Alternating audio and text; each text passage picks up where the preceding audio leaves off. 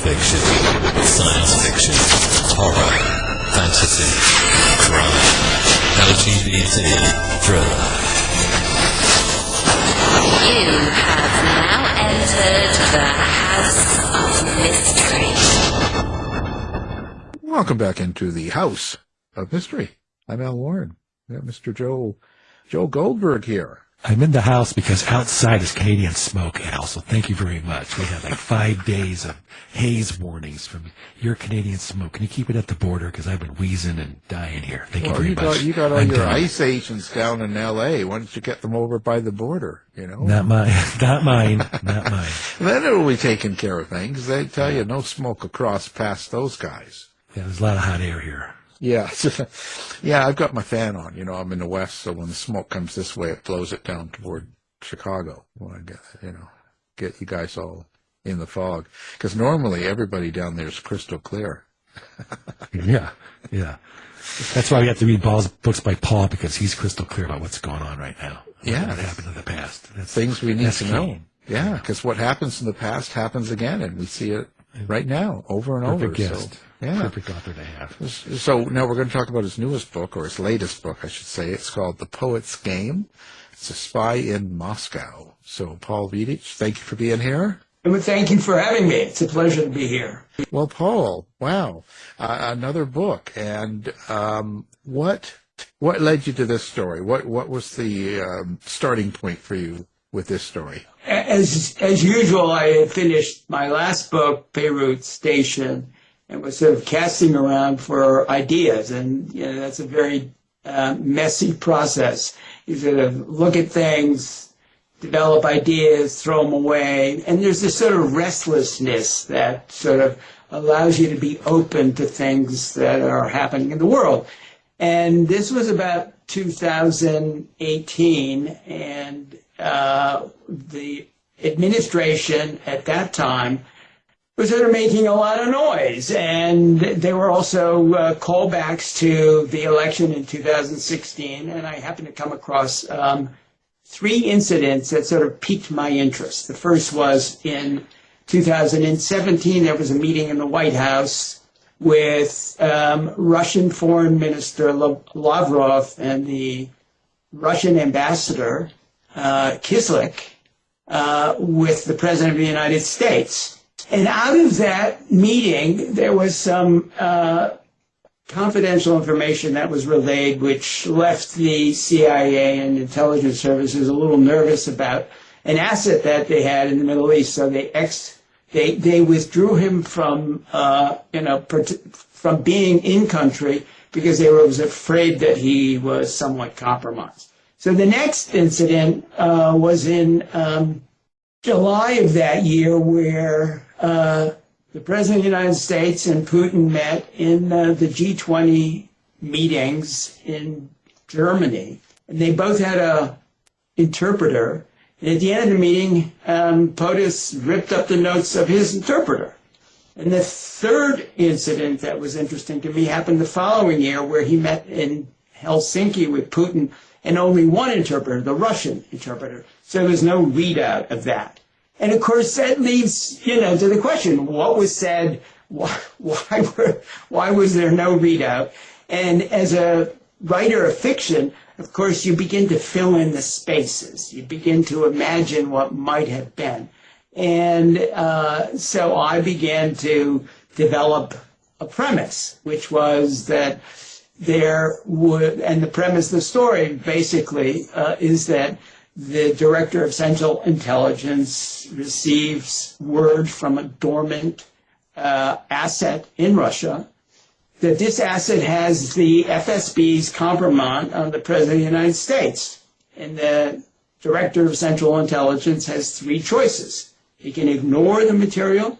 He can go to the White House and say, look what we've been offered.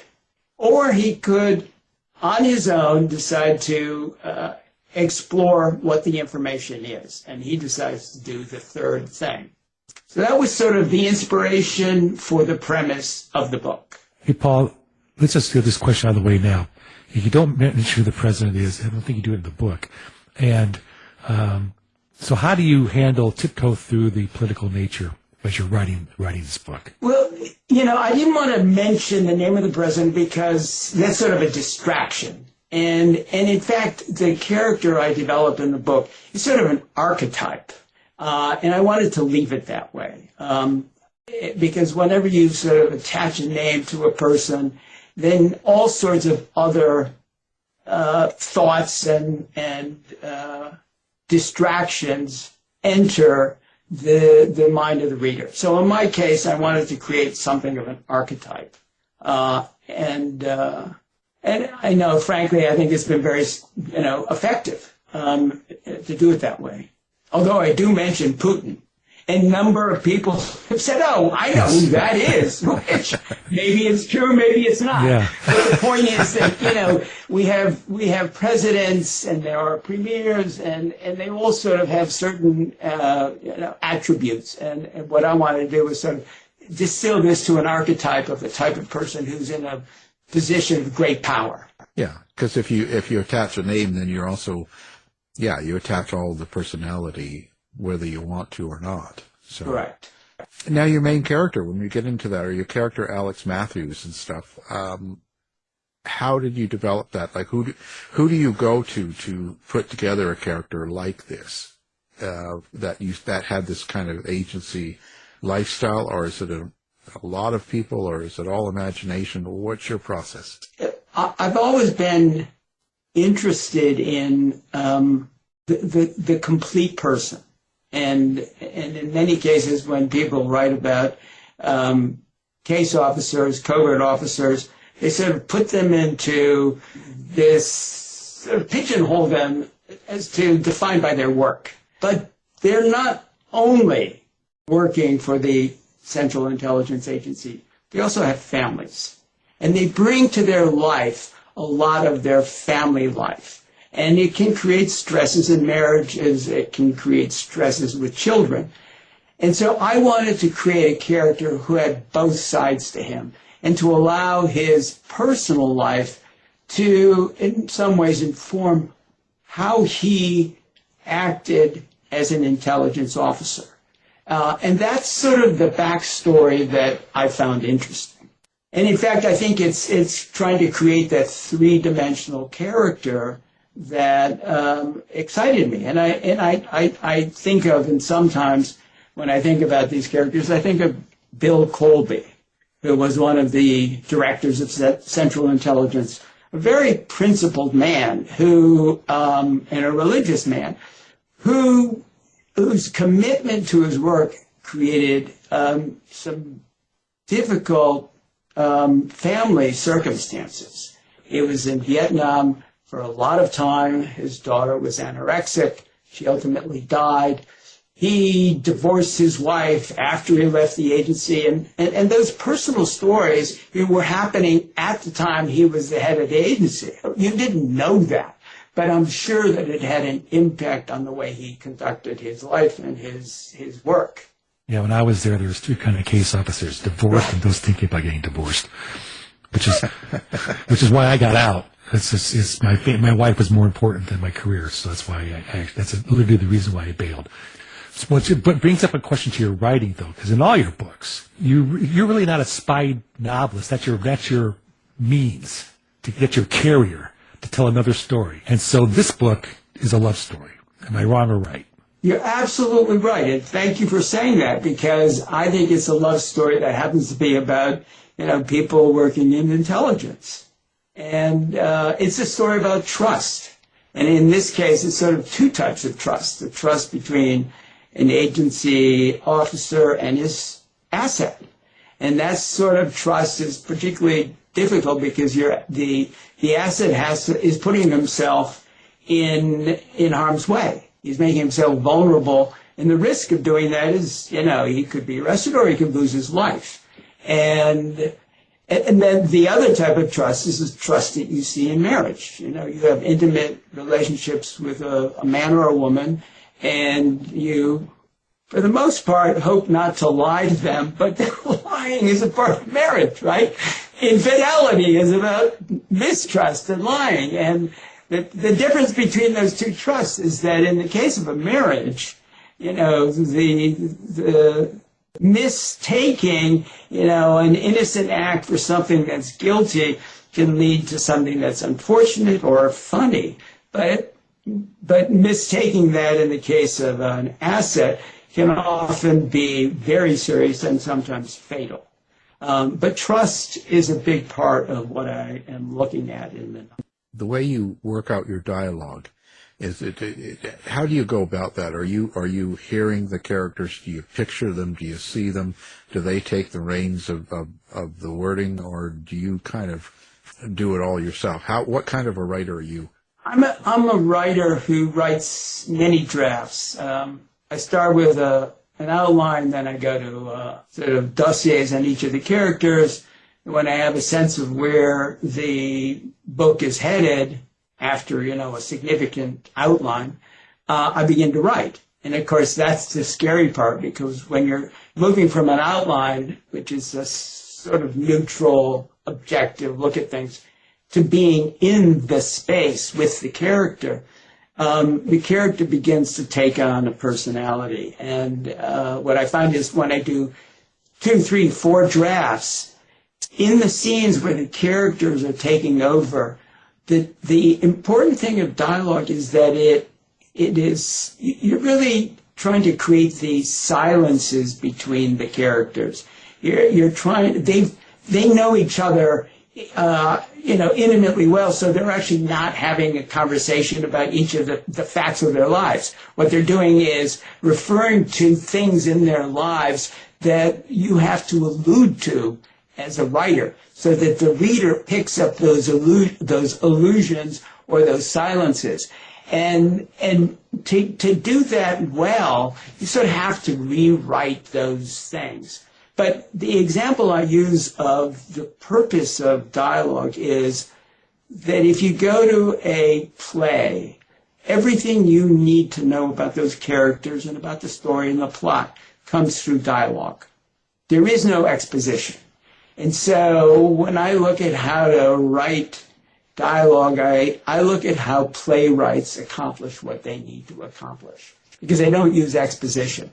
And in fact, I think the best dialogue is dialogue where they're not talking to each other, they're talking around each other, or they're lying to each other, or they're sort of trying to get something from the other without necessarily, saying, this is what I want. It's all those little devices that we use in everyday life, in our relationships, that become the way in which dialogue should operate. Do secondary characters play a role in that? First level characters are easy. Secondary characters are different. Absolutely. I use secondary characters as a way of provoking situations and scenes, for sure.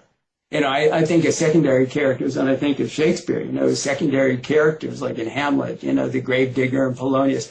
They're absolutely critical in terms of sort of almost being foils for the main character. Do you know I'm going in, or did you say, I need a secondary character here. He needs to open the door and do fun things. Or do you know all of them, or do they develop as you're...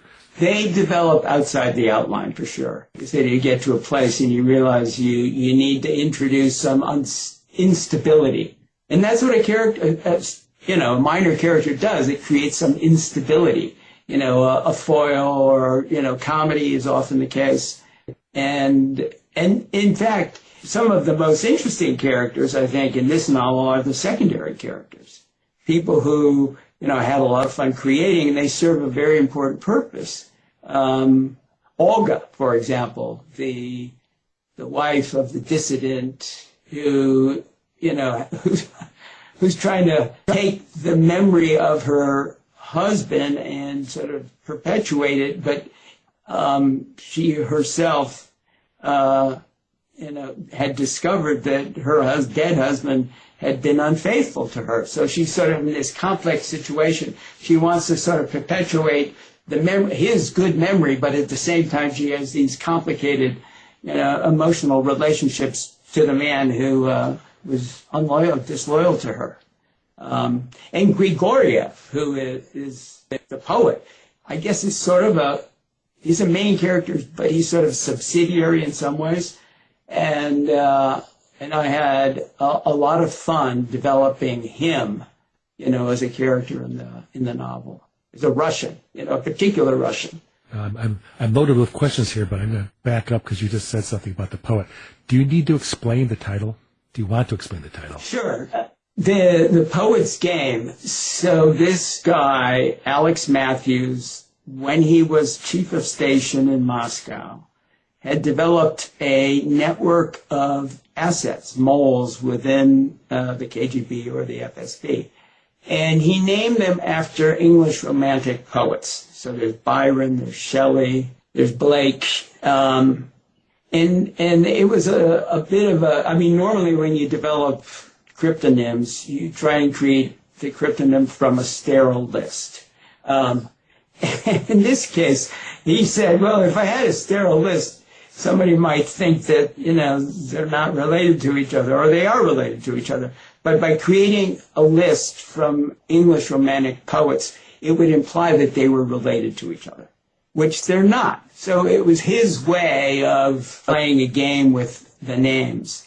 And each of them had been important while he was chief of station, getting information from each of them. And that's, so Byron is the one outstanding asset that is the one who has come forward claiming to have kompromat on the American president. So let me ask a question, if I can, on you're writing a contemporary novel, but you're known for sort of historical fiction. So what was the difference in your mind or writing to do historical versus contemporary?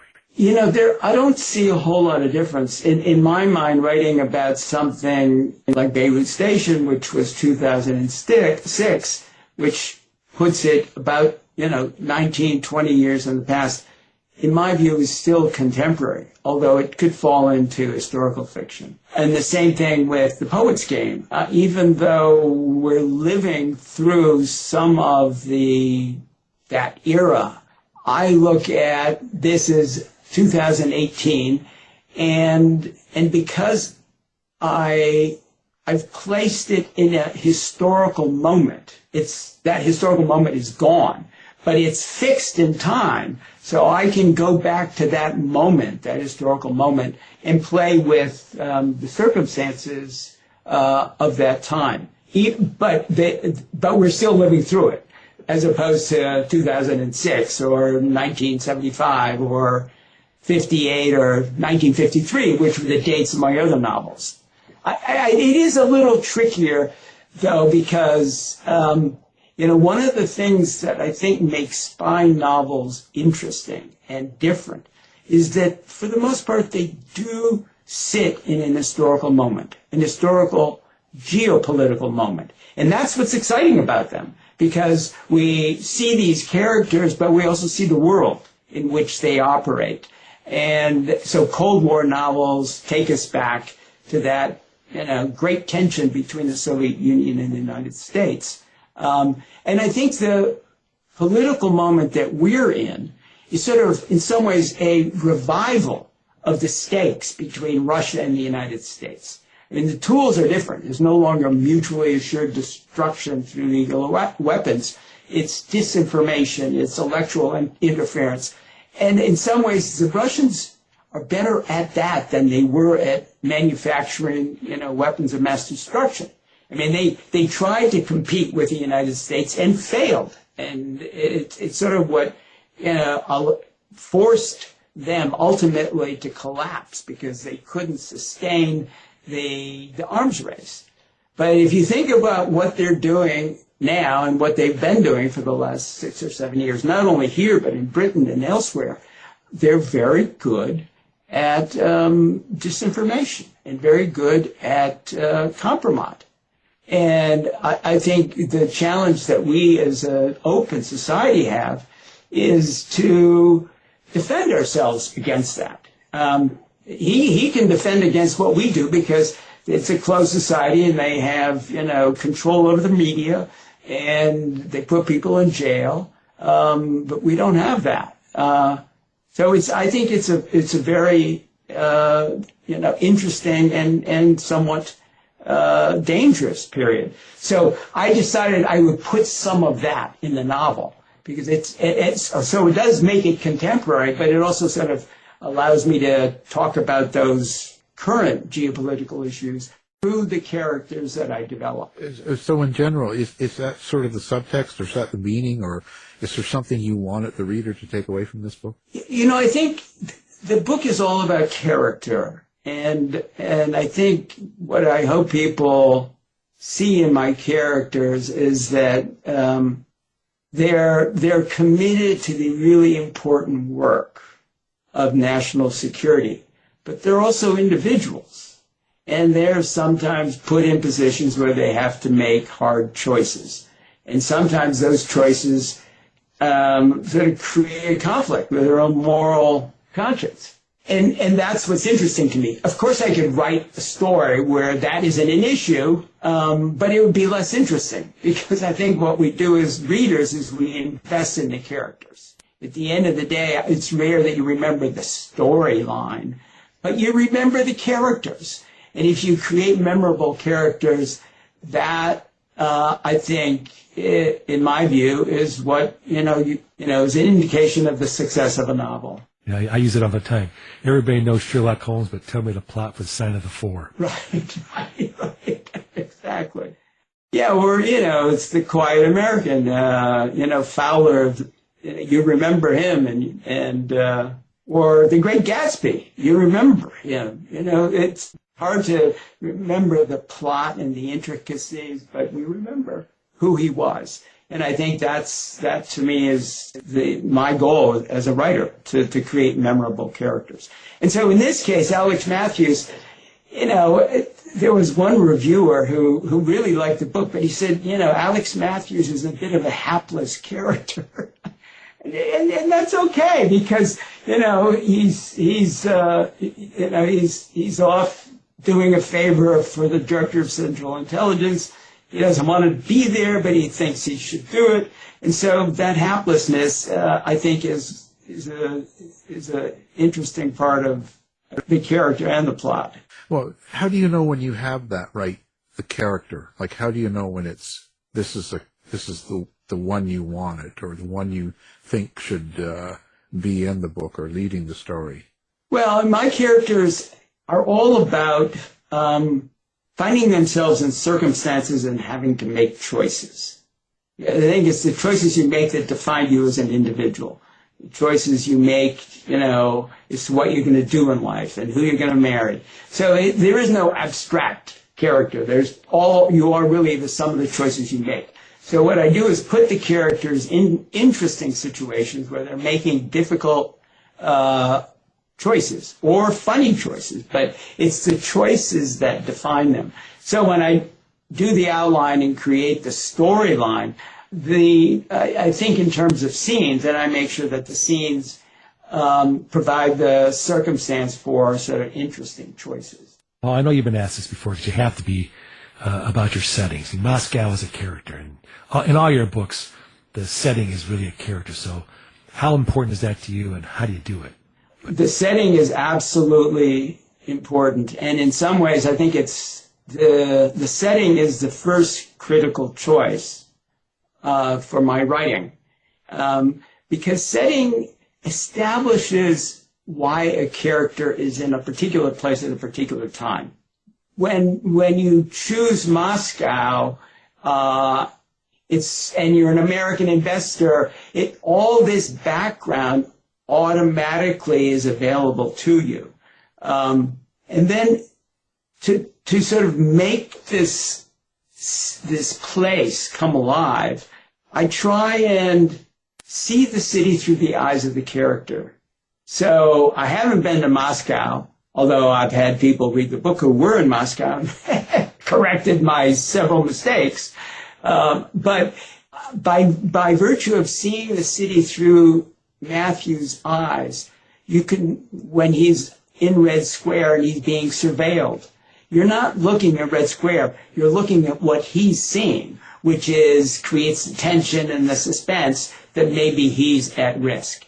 So there is the red square in the background sort of illustrated in a way, but you're seeing the tension in the scene through the eyes of the character.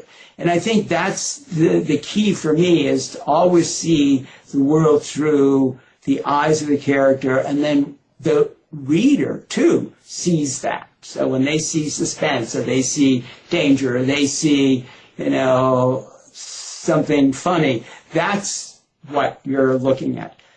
But it also so happens that, in order to create this, you have to be able to see, and Google Street View is this great tool that then didn't exist for writers, 20 years ago. So you can be on the streets of Moscow, and you can be coming out of an apartment building, walking down the street. You can turn left or right. You can see the color of the window hinges or the color of the door. And it makes it, and so you can sort of be authentic and accurate at the same time that you're allowing your character to move through the city. And also, one of the things is that, cities are sort of, they're specific places with specific geography and specific architecture.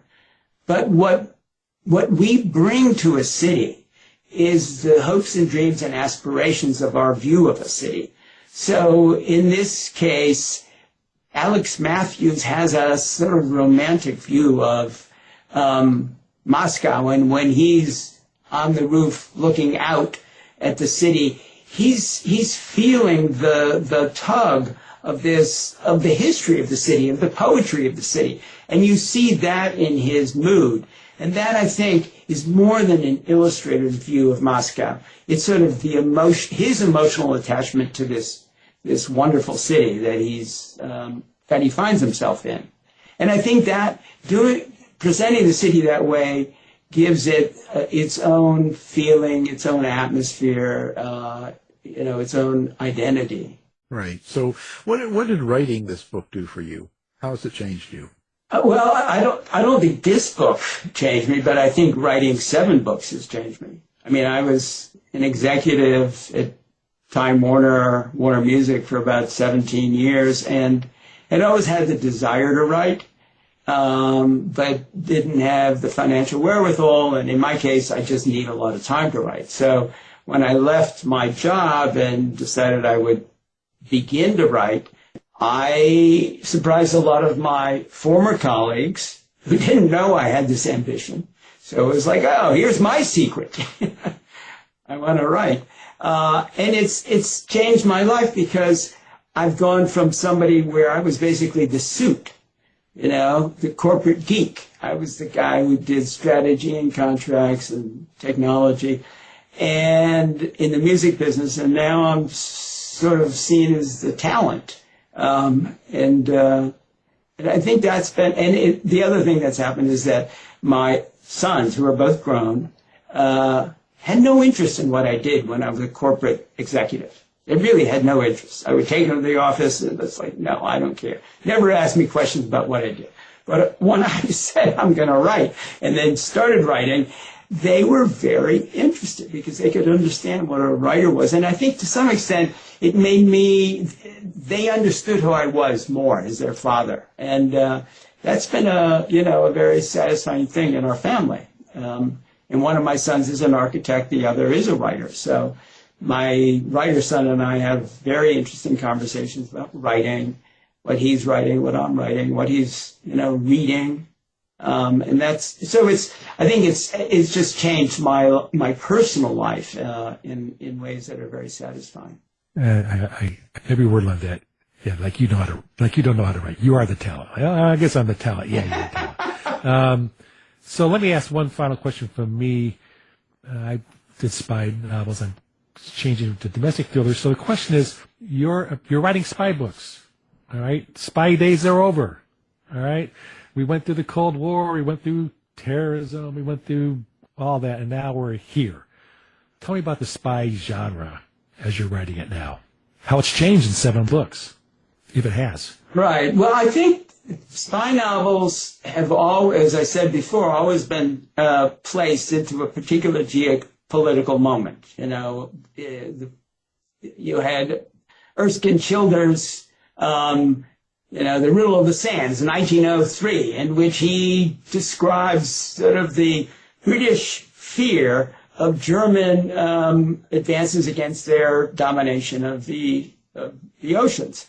And then in Eric Ambler, Call to Caution, in 1938, where he's really talking about totalitarianism and the, caution about that. And the Spiral Came In from the Cold, which was really about surveillance society in East Germany. And then we went on to the Cold War. But in each of these cases, what was really interesting was how they dealt with their characters. And I think while the political environment in which we tell our stories changes, what's common among all of these is the character. You're dealing with betrayal, you're dealing with treason, you're dealing with love, you're dealing with justice, you're dealing with fundamental human characteristics. And while the sweep of history will change the nature of the moment in which you're writing, the fundamental human characteristics about the characters in the novels don't change. And I think that's what you're seeing today. Well, I do think there's a bit of a renaissance in the spy novel. Some of the people who are writing now, British and American, Charles Cumming, Nick Herron, Alana Berry, David McCluskey, Dan Fesperman, Joe Cannon, really superb writers, all of them, and they all have things that they're saying today which makes their books topical. Alana Berry talking about the Arab Spring, McCluskey talking about Russian intelligence. So I think we're actually in a very interesting and exciting moment in spy fiction. So listen, how do you like people and readers, fans, and all that to contact you? Do you have social media? Do you have a website? Where do people go? All of that. I have paulvidich.com, which is my website. I am on X, and I'm on Instagram. I'm on pretty much all of the social media sites. And anybody who's wanted to reach me has found a way to reach me. Yeah, it's not hard nowadays. Not hard. Well, we appreciate you coming on, talking about your book. It's The Poet's Game. It's A Spy in Moscow, and it's Paul Vidich. Thank you for being here. Thank you for having me. Thank you. This has been a production of the House of Mystery Radio Show. To find out more about our show, guests, or hosts, go to our website at houseofmysteryradio.com.